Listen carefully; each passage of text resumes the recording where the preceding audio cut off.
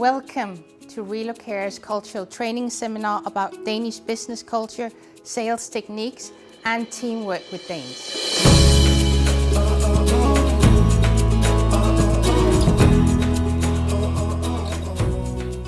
My name is Else Christensen and I'm Managing Director for Relocare. Before founding Relocare 11 years ago, I had some abroad experiences working in France and in Switzerland for 5 years. I was working for a world-leading food ingredient company responsible for Europe, Africa and Middle East. It was a tough time for me not knowing about Danish culture or not knowing about the other cultures. I do know about Danish culture, I'm a Dane.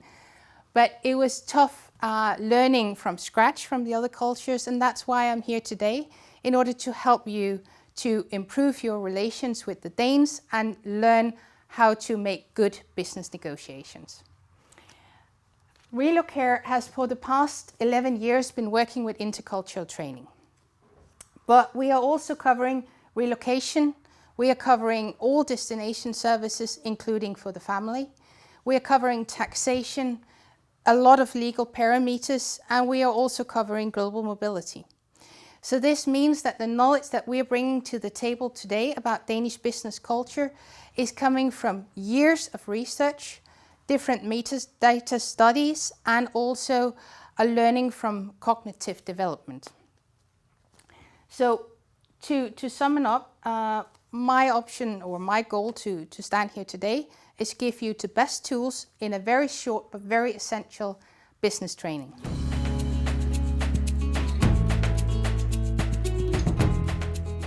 At first, I would like to introduce you to Relocare's very successful cornerstone technique.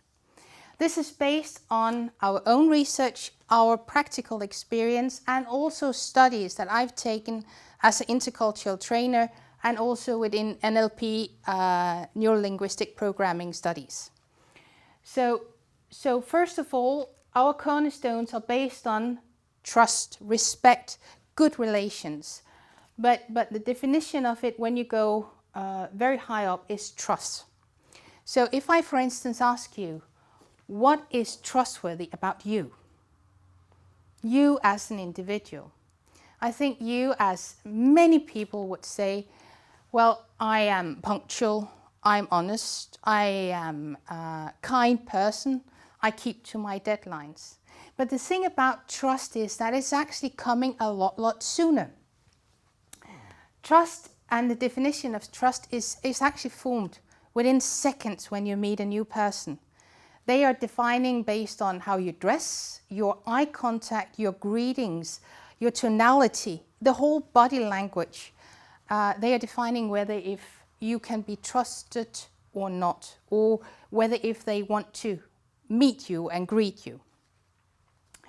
So we are working with that in forms of Danish culture, because when you're in interaction with Danes, if you're going to a job interview with Danes, which is probably one of the most difficult things to do, because you have to present in a very short time frame and there's a lot at stake.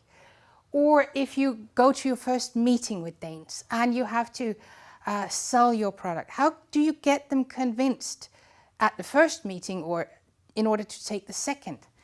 So in terms of Danes, we are very, also as any culture, it's culturally defined. For instance, when we greet each other, we like to have a direct eye contact. A very direct eye contact in Denmark can, for many nationalities, be seen as a bit aggressive. But we, as Danes, we define it trustworthy, if you can keep the eye contact. We also, when we greet, we say hello, like this, with that distance in the body. We don't go very close, and we don't kiss on the cheeks, and we don't hug unless we know persons very well. So in order to meet and greet the first times where you form the base for the next relations, it's important to do it correct. Also, when you're working in teams, you will be with your Danish colleagues every day. They will see how you're dressing. They will see your body posing. They will see, do you feel anxious? Are you sad today? Are you happy? Are you coming in with a smile? So also in every day you're judged on how you're acting, and that is culturally defined. So the third step, or the second step, is what actually happens when trust is broken. We all make mistakes. We'll all make cultural mistakes. For sure we will.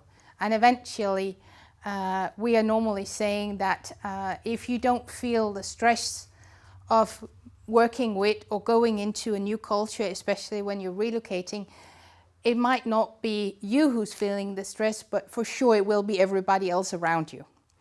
So for sure there is a cultural difference to address, and the question is just, when do you feel it? And how do you address if you make a mistake?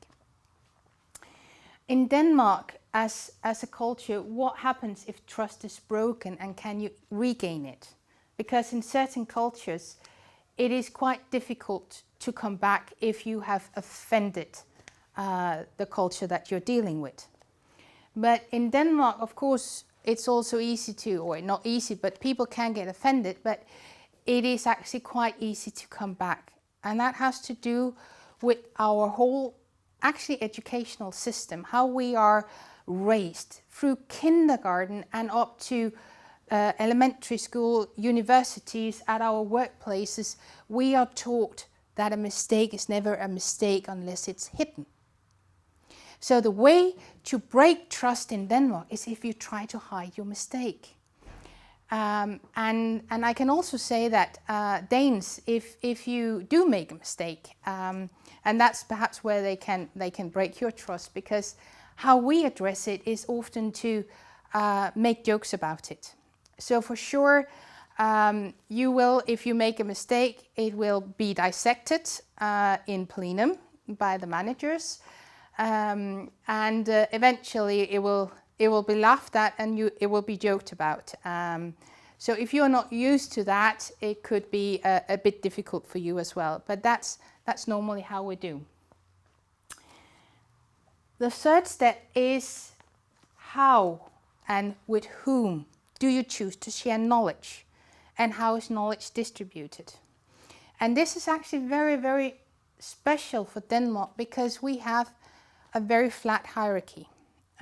We have very few managers, and managers in Denmark are managing because they are great in managing, not necessarily because they know everything, but they know who knows.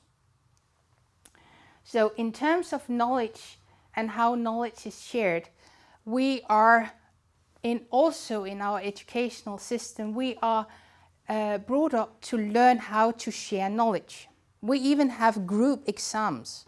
When you go to university, nearly no matter which case you're taking, you will have group exams.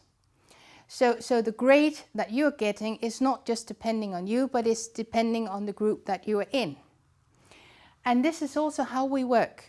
Knowledge is widely shared.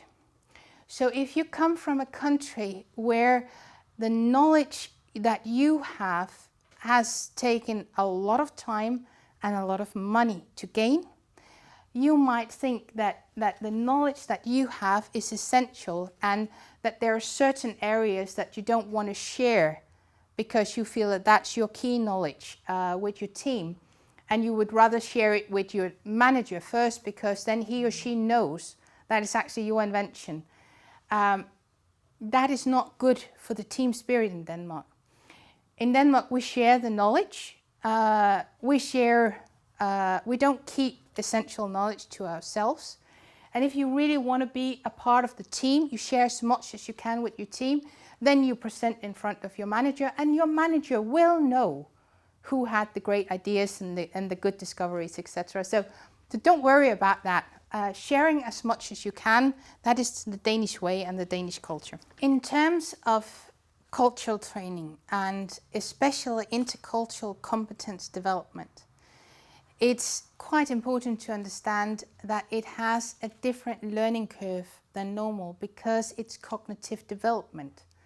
So intercultural training and intercultural empathy or intercultural intelligence, call it what you want, but it's based on feelings.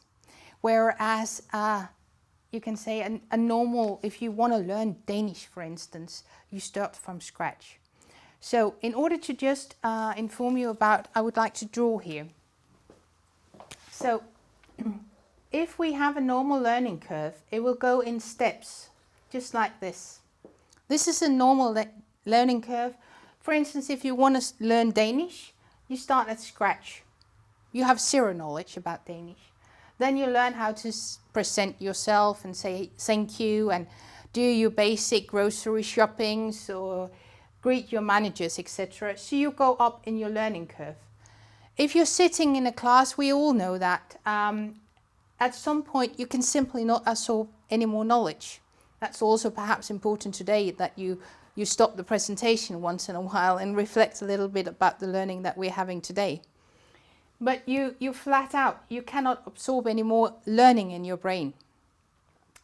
And then you learn new words and you learn, for instance, to tell about where you're working, etc. So you go up in learning steps. That's a normal learning curve.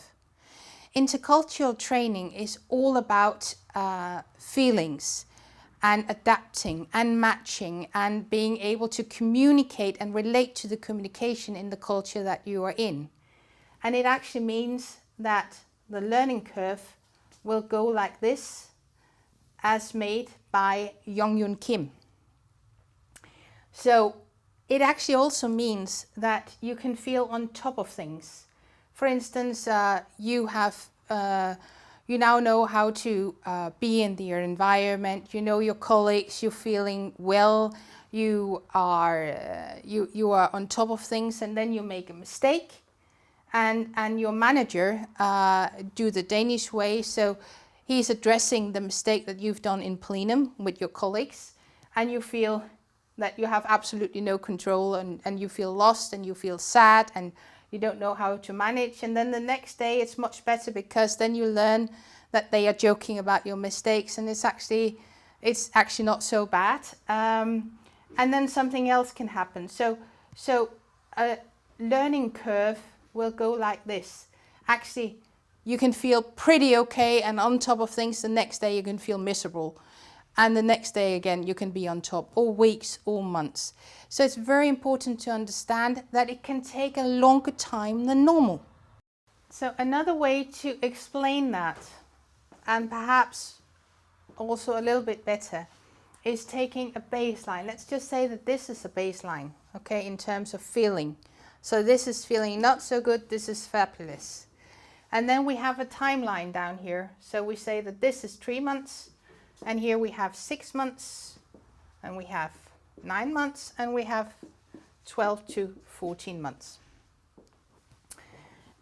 At first, we know that people will be what we call in the honeymoon stage. So honeymoon. And this is where, this is actually going for both teamwork, it's going for Danish management. It is also going when you're relocating. So it's valid for those, that's what I mean.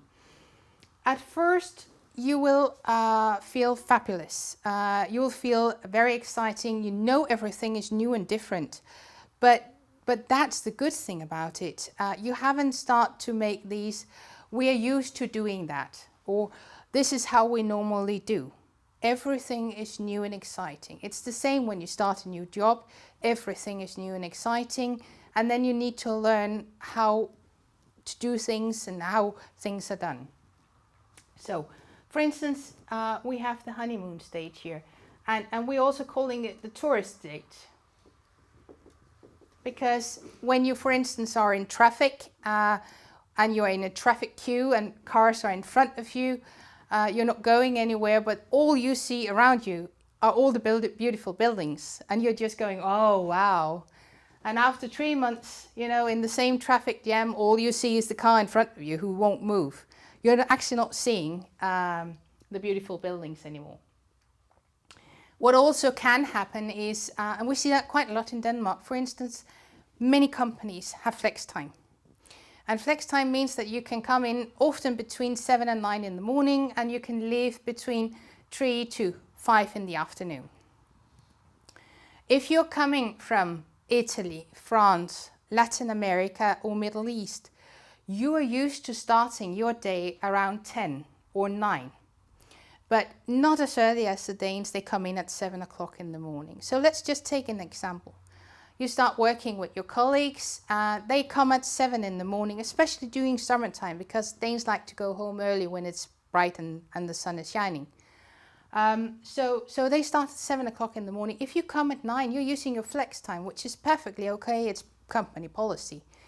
But you do not know that they've already been working for 2 hours. So when you come in at 9 o'clock, they are not really ready because they are working and they've been working for a while. They're not really ready to talk about the dinner yesterday that you had, or the football game, or the interesting things. They're just and then look down at the papers again. So you don't get the interaction that you normally would get. For instance, if you were in France, and when Danes come in the morning, they also go hi, and that's it. They don't go greeting hands or shaking hands in the morning. But so you feel what we call the initial culture shock. Well, it should actually not go that far down. That will come later. Right now we're here. So that's the initial culture shock.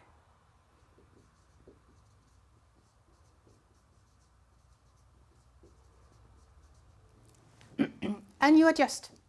This is what we see. And you have new good experiences with your colleagues because they also not see you working late in the afternoon.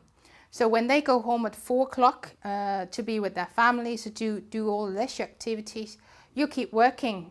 They don't see that, but they do discover that when you're meeting your deadlines way sooner than what they would have expected. So it all goes well. But what we unfortunately often see is that we have what we call the depression and isolation stage. I'm not going to write that, but that actually comes 12 to 14 months. So it's from a learning curve perspective, this is very late.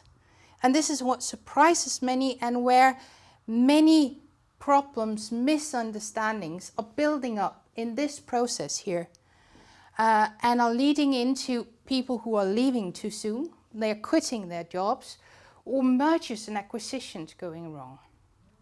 First of all, in Denmark, if you've been here for 12 months, for sure you'll have hit a winter. The Danish winters in Denmark are very, very tough, and they can take the most out of even Danes. But for sure, if you are used to sunlight and getting a lot of D vitamins from the sun during the whole season, you will get very lost in Denmark if you've been here for a winter. Unless you take different ways of coping and how to react to this. Because, of course, the purpose of standing here today is not to get you into a depression and isolation state. We would like you to have less arches, you know?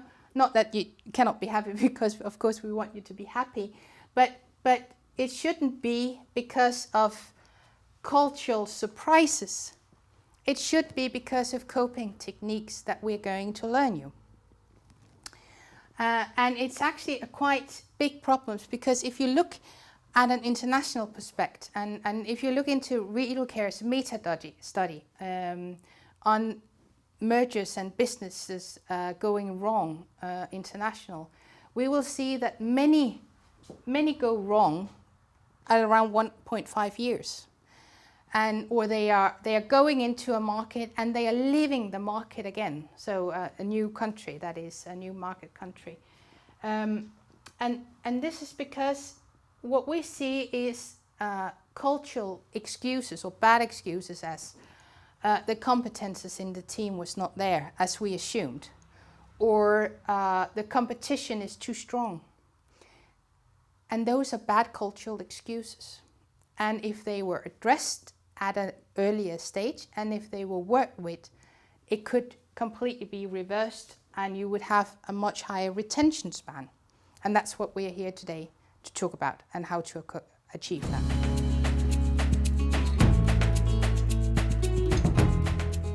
So at the end of the day, it all comes down to management. As in every case, every culture, it all comes down to management. And when it comes down to Danish management, I also have to inform you that Danish management is both famous, but also notorious. And the notorious part has for sure skipped the awareness of many Danish managers, so you might have to inform them. One of the interesting things in regards to Danish management is actually this very interesting and still very relevant study done by Nancy Adler. Because Denmark is a very, very homogeneous country. We have, you can say, we don't have a huge foreign population in Denmark. We have a very similar religion. 84% of the Danish population are a member of the Danish folk church. We're Protestants, or non-believers, as many would categorize themselves, even though they are still a member of the church. But so from a homogeneous perspective, we are not that used to having to relate to a lot of different cultures on a general basis. Of course, if you go into Copenhagen and if you go into the international companies, you will experience something else. But when I'm talking about intercultural, competence training, I'm also talking about the way that people are raised and how they are exposed to different cultures and different experiences throughout their upbringing, because that's very much defining how we are reacting, especially when we are stressed. So looking at Nancy Adler here, if we have a management that acknowledge and support cultural differences, we have a much, much higher likelihood of cultural success. And this is important to address in Denmark specifically, because having a very homogeneous country, we also are not very used to or having to address cultural differences. We tend to focus more on the cultural similarities, so where we are like. As if you, for instance, go into a Danish company, you will see that they form their international strategy pretty much in the same way. So this is our starting point, this is our process, and this is how the process should run, and this is our end goal. What we do not really grasp in many cases is that the process is different from country to country.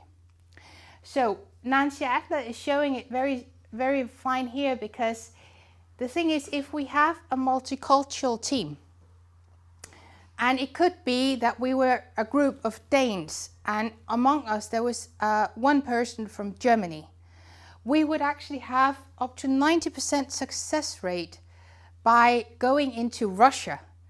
None of us are born in Russia, and we might not even have any Russian experience, but the German person, if the leader acknowledged and support the cultural difference, would be able to come with the different points and say, why should we do like that? Because if I did like that in Germany, it would be illegal, or that would not go well, or I would suggest that we do it like this, because in this way we are able to tailor the salary package, for instance, to have a much higher motivation.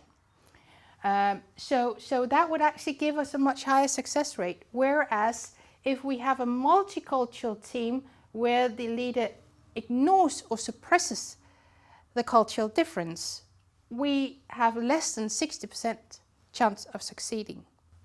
So no matter if you are selling to Danes or managed by Danes, you will be influenced by Danish management. In Denmark, you can go into a room full of people, for instance a canteen, and you will not be able to spot who the manager is. It can be the manager who's wearing a suit, but it can also be the one in a blouse or in a sweater. So it's very difficult to see who is Danish management if you do not know. Danes are brought up to ask questions. Through kindergarten and to the end of university and at the job places, we are encouraged and we are brought up to ask questions. This is not to be despiteful. I know that many strong-headed Danish passionate workers have been really misjudged by foreign management by asking all the questions that they do, because they can seem that they are contradicting or that they are questioning the authority of the manager. And this is not the case at all. We are brought up to ask questions in order to see whether if we can do better. And again, it comes down to the teamwork. So if you give an order as a manager, a Dane would immediately say, why? This is not to be despiteful. This is to clarify what is the general purpose about this order, because there might be other things that you could take into consideration. Again, we are a meeting culture, but we also used to working together and constantly sharing the knowledge. If you, for instance, as a manager, tell a Dane, because I told you so. So the Dane is saying why to the order that you've just given, and you say, because I told you so. That is sort of the best recipe you can do in order to make a very despiteful Dane. And also a Dane who will automatically put your assignment at the bottom of the desk. Because it's just in our upbringing. So this is something that you need to know. We are not brought up to have a huge memory and to have a lot of things that we know by heart that we can dig into. For instance, in India and Malaysia and also in France, they are brought up in school to have a lot of books that they will know by heart and a lot of things that they know in their memory. This is not how we are brought up. It also reflects in Danish management, because a Danish manager is not a manager because he's the one that knows the most. He's a manager because he knows who knows. And that's what he or she is good at. It is knowing who knows.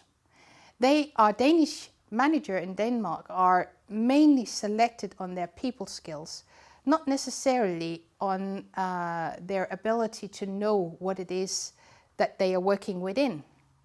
And this also means that looking from an educational perspective, we have nurses working in human resource. We have carpenters who are CEOs. We have finance people who are working as teachers. We have a lot of, you would say, blurring categories, cross-sector development and mobility in Denmark. So when it comes down to motivating your Danish employees and retaining them, or being led by Danish management, you need to know that mobility and flexicurity in our system is one of the key essences and one of the, you can say, founding ingredients for the whole Danish way of working and living. I'll get further into that. One of the things that Danish management will also encourage you to do is to raise your opinion and to ask questions, of course, but also to come with your input. If we, for instance, are having a meeting, and let's just say we're having a meeting in Relocare, and we are having a meeting with all the persons who are working. I have lawyers hired, I have accountants, I have interns, I have people who are working in communication. We might have one subject that we are going to address, and it's just as sure that the intern can say and raise his opinion as the lawyer can. There is absolutely no, you can say, hierarchy in that, and I would also expect from the intern to come with a lot of opinions. So the question is, when have a Danish manager had questions enough? Because that's one of the things that they do tell you. They do tell you to ask a lot of questions. But when have they had questions enough, and when is there no more room for discussions? And that's where it becomes culturally tricky, because you should sense that before they have to say it to you. So it's often seen in the body language. And Danes do not have a big verbal mimic. We have a very quiet body language. We don't do a lot of gesticulations. So when a Danish manager have heard enough in the meetings, and the decision is made or needs to be made, it's often starting with an okay. So the okay is actually, or putting down the pencil, or just straightening up in the body language, but it's often okay. And this is what we'll do. So the tonality is a slightly bit different. The body language is pointing you in the direction of knowing when now there's no more room for discussions. Now we need to move on with the decision made. So one of the things that is also, you can say, a byproduct of Danish management, and our encourage always to look into mistakes and whether if we can learn something from the mistakes, is that your mistakes, if you make some, are going to be potentially discussed in plenum. So among the other colleagues, we do that, unless it's a very severe mistake, of course, in order for everybody to learn from it. Because if everybody learns from it, then it's not a big catastrophe, and it can feel when you're not used to that, it can feel really you can be very afraid. We shouldn't be. It's just a learning process, so don't worry about that part. If you are in a sales meeting and you want to sell to Danes and you want to succeed, you need to know that you can be in business discussions, business negotiations with somebody who has, you can say, lesser title than you. Let's just say that you are vice president of the company, you can be with senior management. And that's normal. It doesn't mean that you're not in front of the decision maker. And that's very, very important to address, because if, for instance, an HR assistant has been pointed out as the one who should be responsible for negotiating compensations and benefit on behalf of the company, that person is the decision maker. It doesn't matter which title they have. He or she has been pointed out because she has the knowledge and the capability to do so. So if you are sitting in the meeting and feeling that you're not meeting the decision maker, and you ask to see hers or his boss, that's sort of the short recipe to go out of the meeting and be unsuccessful. So don't worry about that part either. How can you gain trust and good relations the easiest way with the Danes? Well, any culture, if you can match their humor and if you can understand the humor, it's a really good way to bond fast. The Danish humor is really, really important to the Danes, but also we really enjoy sarcasm. The Danish humor is sarcastic, it's ironic, and it's black. And the more you come towards the west coast, the more black it actually gets. So in order to understand a little bit more about the Danish humor, I'm going to help you. For instance, the boss or your manager. The more you joke with or about your boss in Denmark, the more he or she is liked. Also, if your colleagues hide your lunchbox, it's actually a really good sign because Danes only tease people in a gentle way they really like. In terms of humor, although many Danes have a really high level in English, it takes a long way in order to learn how to be sarcastic or ironic in a second language. So you will only really hear how sarcastic and ironic the Danes are if you learn Danish, or if the Danes you're meeting have an English level which is good enough. And this is where it becomes interesting, and also where many Danes who have a really good level of English can very easily offend English and American, because the better you are in a language, if you speak it bilingual but you are not from the culture, the more you can step into what could seem to be quite severe mistakes. And we do see that. So if you, for instance, look nervous, Danes will joke with you in a little way, and they do that to make you feel at ease. If you've made a mistake, which could also be categorized as perhaps a severe mistake, they will joke about you or with you as well to make you feel at ease. I'll give an example.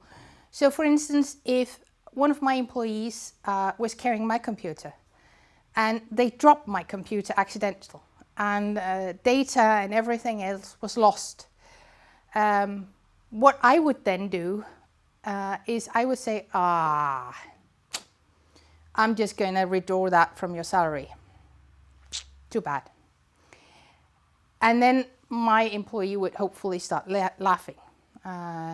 So we joke about even money. Nothing is sacred to Danes. We joke about everything.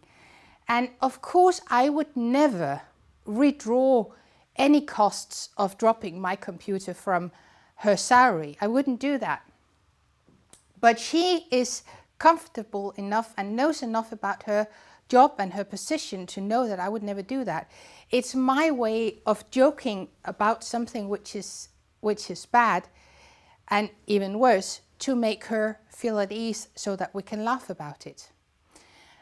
So Danes do like that, and it can it might have the opposite effect on you though, but especially if you're in a position where you feel sad or embarrassed because you've made a mistake, and then all of a sudden people are joking about it. But just know that I actually do that to make you feel more at ease.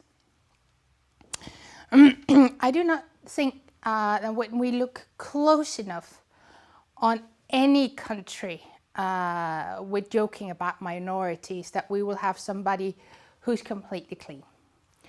In Denmark, there are also things that you can say you do not joke about.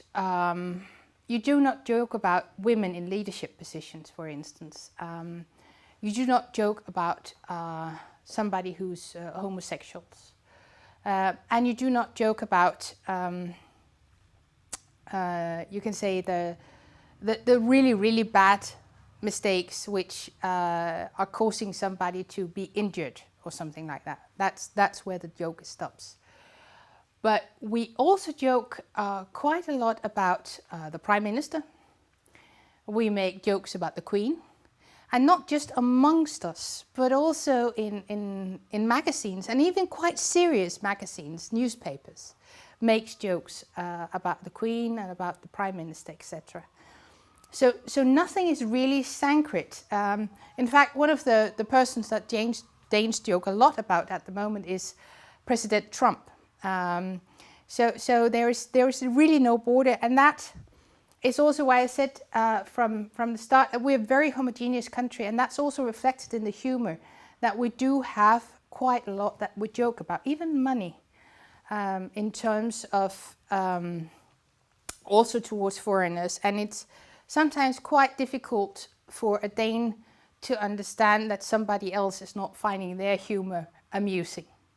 So it's just for your understanding.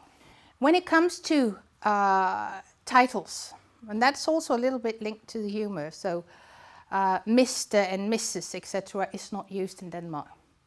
If I, for instance, wants to be a little bit patronizing, I could, for instance, say, hey, what's up, Mr. Peterson?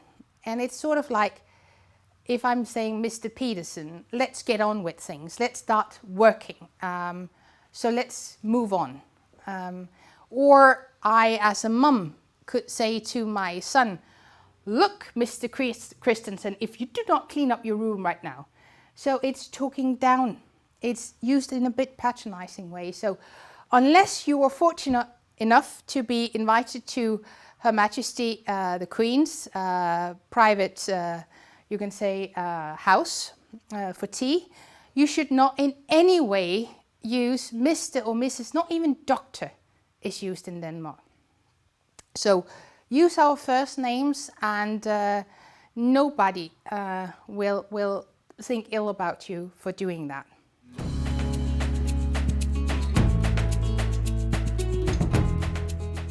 In one way in particular, Danes are quite opposite to a lot of other nationalities, and that is on motivation.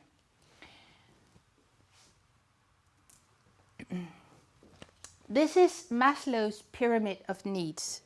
And for everybody who has had the slightest bit of psychology study, I think you know that.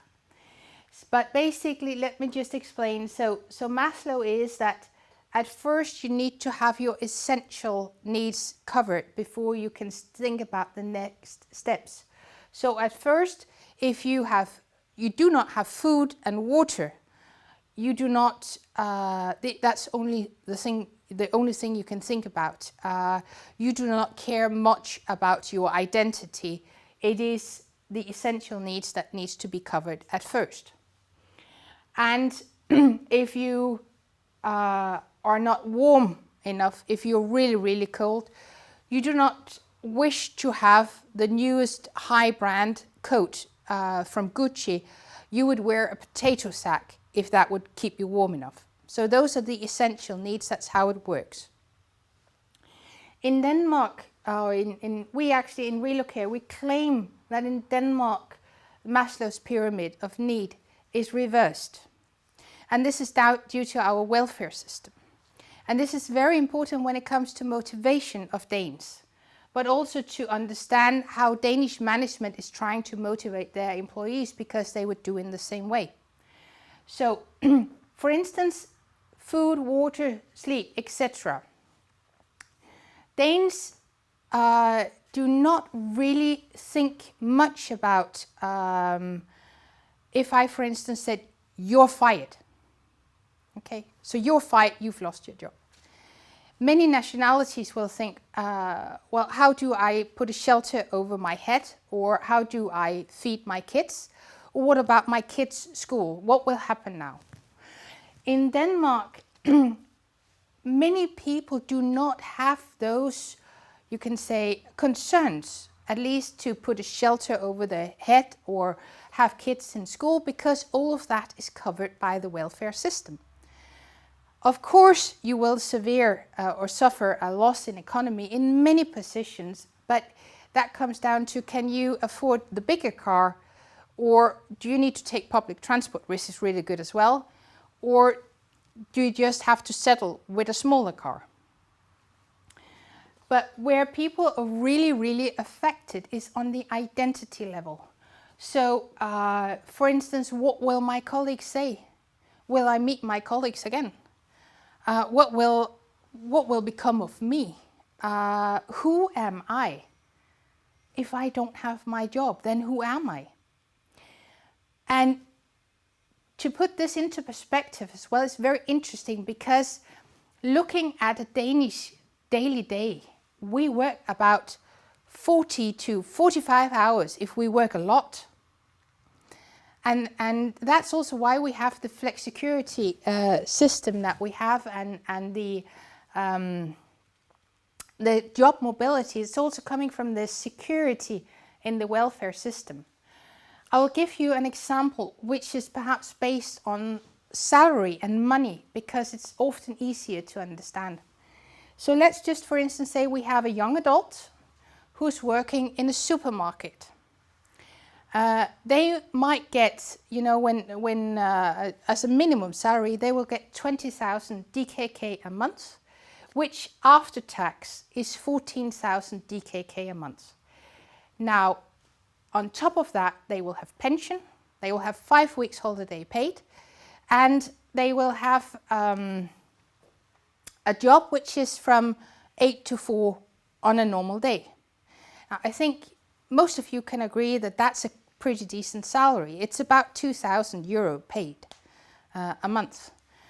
A manager in Denmark would, for instance, as a gross salary, have 30,000 instead in a supermarket. On top, he would be responsible for managing all the employees, be in the supermarket, be the one who is responsible for the shifts, for the safety, for pretty much everything. So a big responsibility. And he would get paid around 20,000 DKK a month, plus the holiday, plus the pension, etc. So there's a 6,000 DKK in difference. And in most other countries, that difference would be higher. What is really interesting in Denmark is that most people are actually thriving towards becoming a manager. Now, of course, in bigger international companies, etc., there's a bigger difference between being a junior and being the CEO of the company. Of course there is. But if you look into the middle layers, so management, supervisors, team leaders, etc., the difference is not that big. So when we have to motivate our employees in Denmark, we think about giving them the top level up here, so giving them more responsibility, appraising them for the results that they have done, encouraging them, giving them extra education, giving them different courses in order for them to develop. And that's why in Denmark job means so much about the identity. It's not just a job, it's a way of life for many people.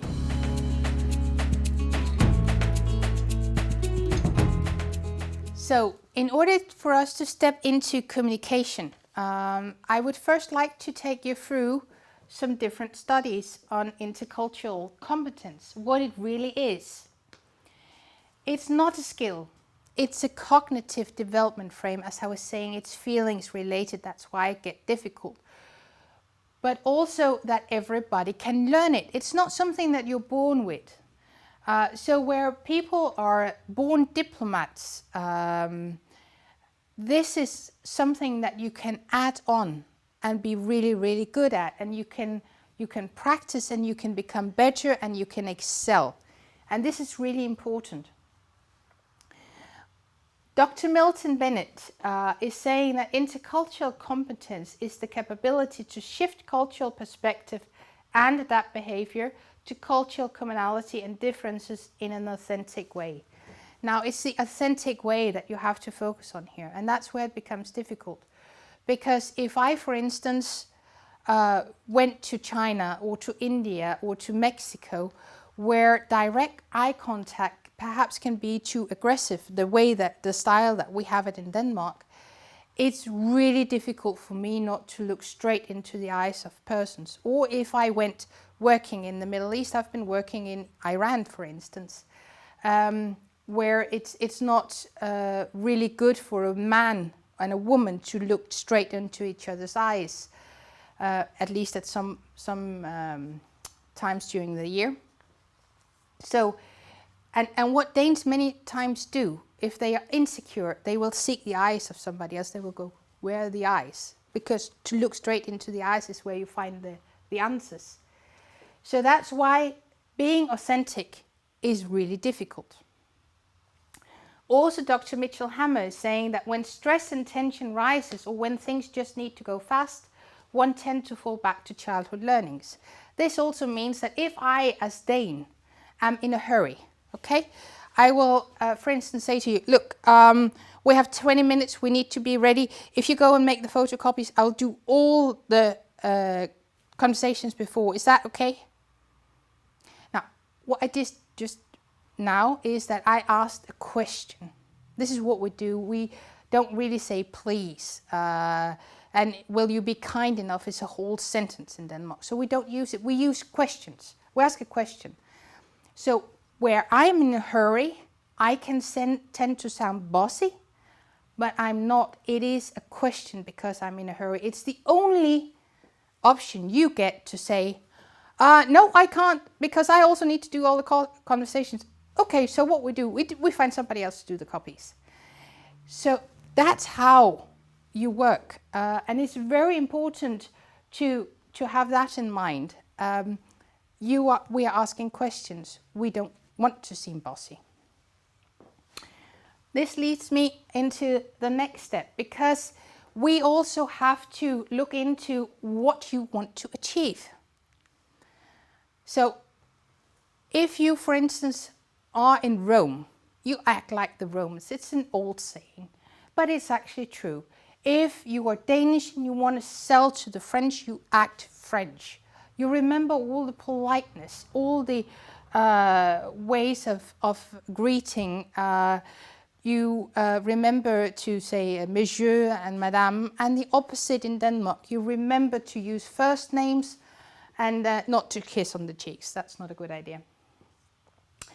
So when you are at a sale, when you want to close a sale, when you're in a job interview, when you are in negotiations where you're there for a short time and where time really matters and your performance matters, you act French. But that does not go like that the whole time.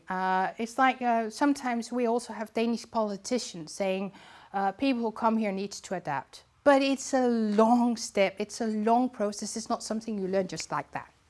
So instead, at workplaces, what we do is that when you have a team of different nationalities, you talk about what is respectful communication, what is good for me. Good is a value word. So what is good? For instance, I prefer a direct communication, but I do not you can also be too direct. So talk about how things are, but by forming a written third communication platform, third culture platform out here. For instance, putting your manager in CC in Denmark can be seen as an escalation of a conversation. So what does it mean, putting the manager in CC? What do smileys in email mean? Does it mean that I'm unprofessional, or I just want you to feel at ease? In Denmark, I want you to feel at ease. In the US, I could be seen as really unprofessional. So make all these written communication platforms and you'll be able to succeed. And use them as well. That's something else. When we are looking into Danish communication as such, we are very, very direct in our communication. The only other nationality, if you ask Relocare, who's more direct than us are the Finns. It's straight to the point. You have absolutely no doubt about what it is that we mean. The point is clear, but it can come out as blunt and not negotiable for the listener. But it is negotiable. And again, we ask questions. What we also have, if we look at a more circular expression, and again towards Danes, we've put some different flags here because Polish are more indirect than Danes, French are even more, and Indians much more. So if you, for instance, are in India and you have an Indian and a Dane communicating together, and the Dane here, that might not be a good idea, said from the Indian guy.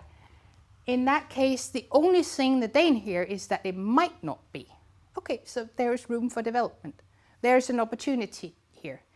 But what the guy from India could really mean is that it's a direct no. This is a no-go. No, do not go any further. But so the problem here is that the point is obvious to the person communicating, but too indirect for the Dane to understand. So you might feel intimidated or even wrong in having to be very direct. but it can help you a lot to get your point across and also to work well with the Danes. And this leads me actually into the final part about language and communication here, because this is a whole study in itself, and this is very, very short presented. But if you have a person A over here who says the word tree, person A needs to be able to either have a visual image, a sound, or a feeling, so kinesthetic, about the tree before being able to say it. That's how the brain works.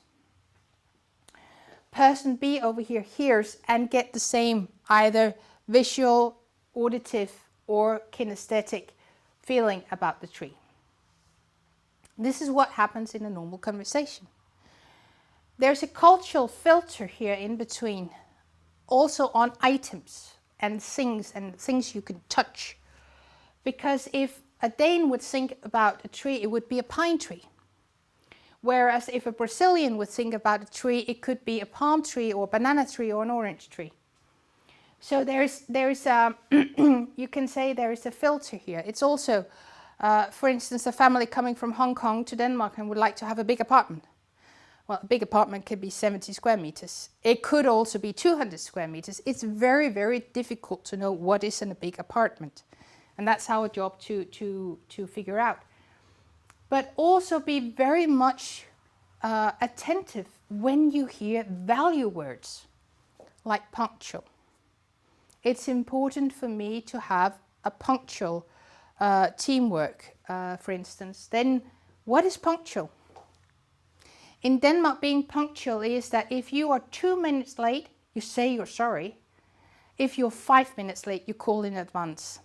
Now, try and imagine you are from France and having to be that punctual. It's quite demanding because there's a completely different way of working. But that's how it is.